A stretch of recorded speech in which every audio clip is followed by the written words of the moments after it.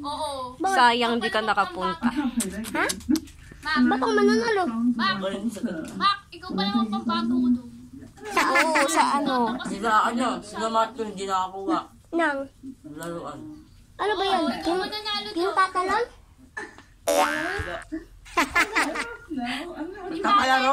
Wawa naman hanggang kwento na lang. O yan o, diba? Nagsisisi yan. Bakas ang kanyang kalungkutan. Sayang ikaw yung pambato namin doon. Ay, nawala ka sa birthday yan. Papunta-punta ka pang Quezon kasi. Hindi late reaction. Tinatawanan ko lang si ano. Titingnan niya yung ano niya. Sarili niya. Kaya. Alam niyo kung anong ano. Dapat kasi, hindi kayo na-absent sa mga ano, sa mga palaruan. Oo, sa mga birthday yan. Kailangan doon. Ano yung tatanong-tanong, ano yung birthday ni Pam Pam? Oh. Ano yung ginaganan? Ikaw na ako. Sinusundot. Puro pera yung... Hindi. Yung sinusundot niya tayo eh. Hindi, yung tinatalon. Tinatalon. Yung natalon kami. Ano yung talon? Eh, di ba nasundot din yun? Paano? Kinukuha namin yung anak. Yung meron nga doon mga pera. Ano? Ano? Siyan daw. Gato kasi, pag nasa birthday yan kasi, dapat di kayo na-absent.